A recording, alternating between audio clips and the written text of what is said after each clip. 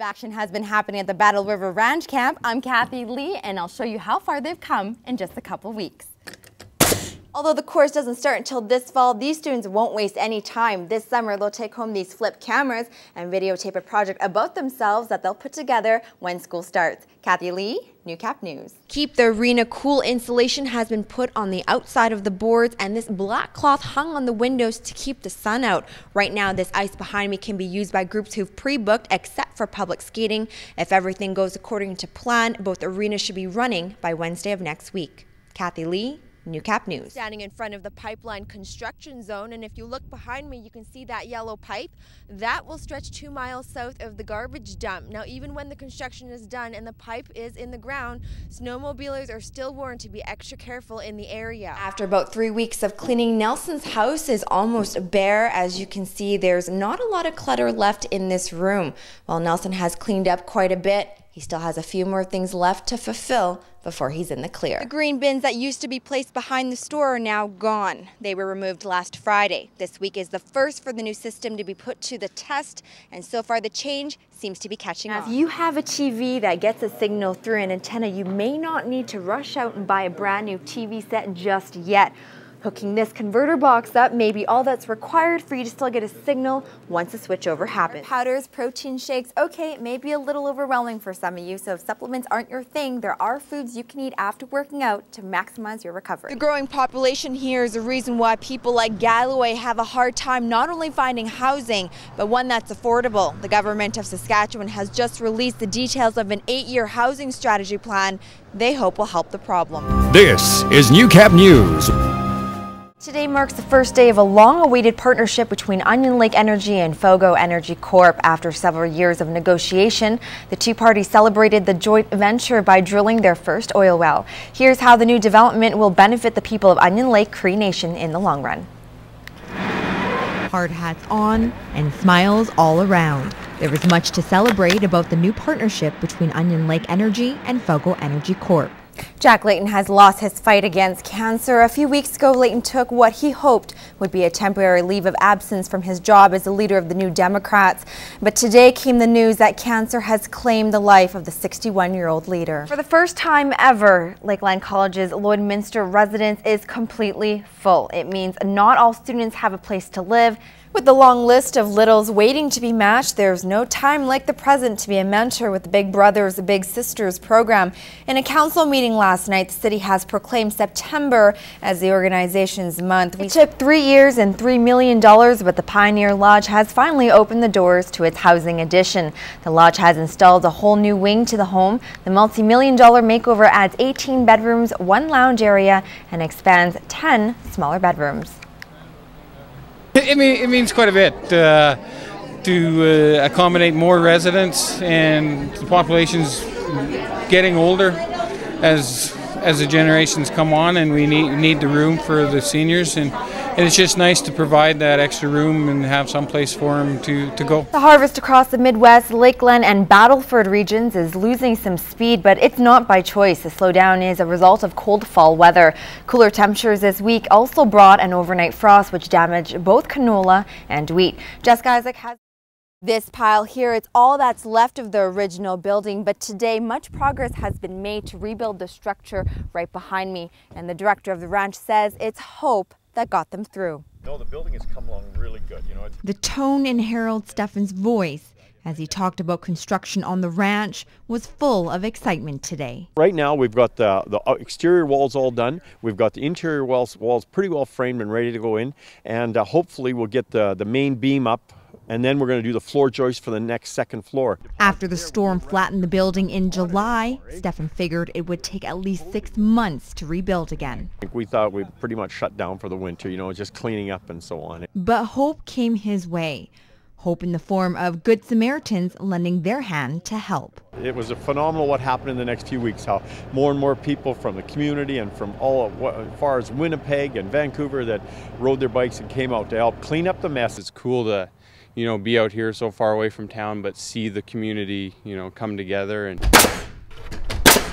for the last few weeks, volunteers and workers have hammered and nailed away to bring the ranch back to life. There's so many things around that it's all focused about yourself, and I just feel like when I'm out here, I get a chance to do something that's not just for myself. And for those who couldn't help build, they've helped in other ways. I went into town to Nelson Lumber and I pulled in there and I got what I needed, and a guy come up to me that I'd never met before, and he says, you know, Harold, I'd like to take care of that plywood for you, you know, and right there his company paid for our plywood for our roof and stuff. Try and keep it straight up.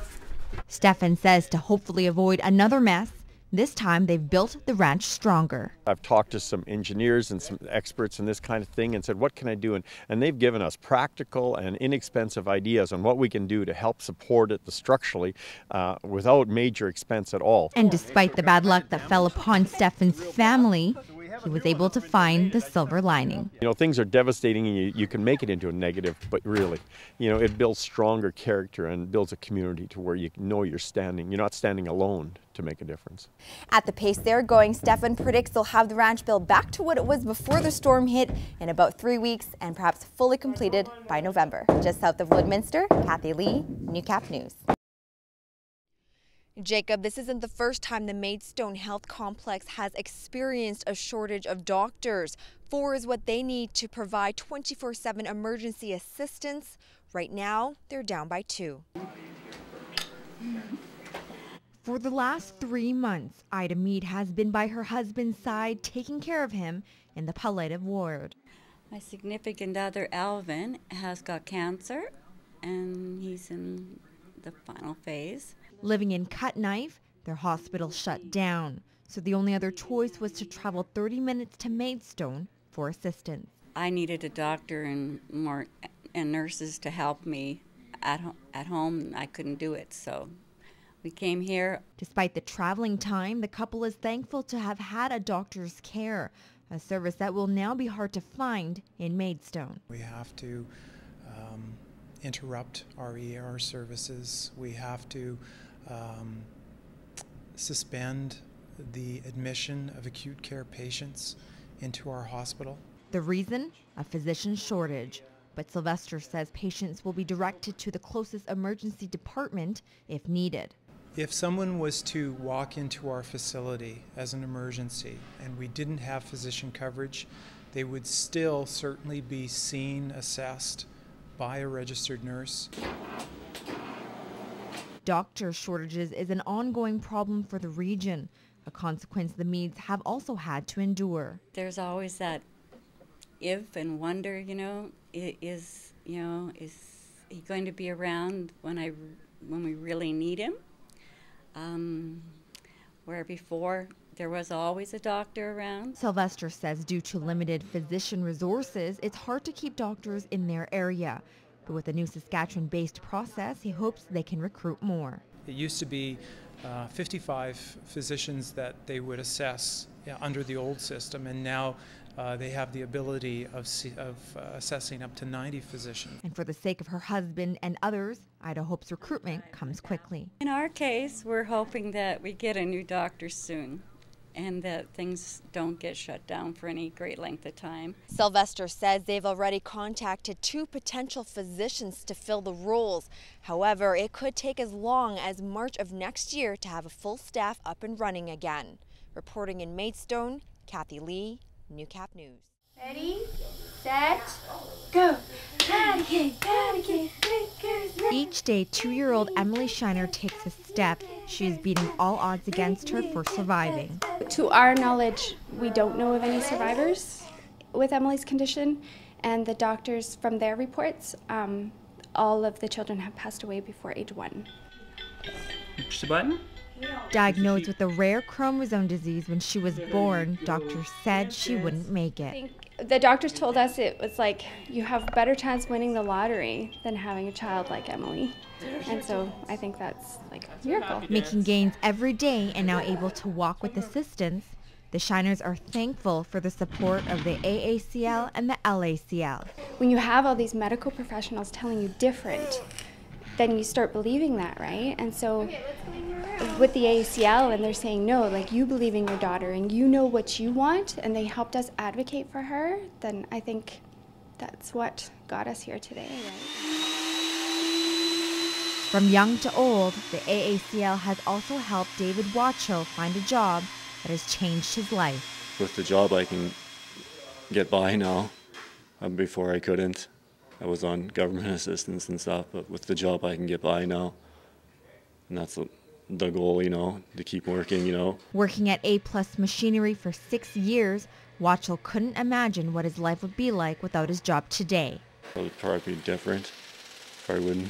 I don't know if I'll be working. Probably would be, but probably still looking for a job or something. I'm not sure.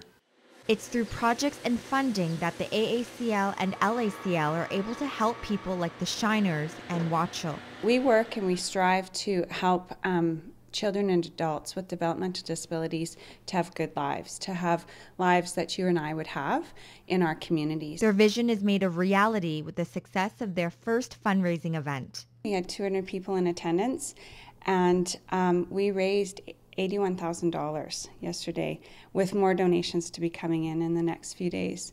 So we are thrilled and humbled by the support that we've had in our community. It's our community that means so much. Giving hope to people like the Shiners and Watchell who may need the help of the associations for years to come. I'm thinking the AACL is going to be there throughout her life, right? In making sure that when she's old enough to move out on her own, they're going to support us with that. And when she's ready to get a job, you know, they're probably going to be there for that too. With Emily turning 3 this month and starting school this fall, she's living proof of what could be if just given a chance. You don't know a true potential of somebody if you don't offer them that opportunity. And there's never a day that goes by the Shiners aren't amazed by their little girl. There's still days now that Marvin and I look at each other and we think, can you believe it that she's here? Like that, you know, she's this, she's walking, she laughs, she plays with us. For Around the Region, Kathy Lee, Newcap News.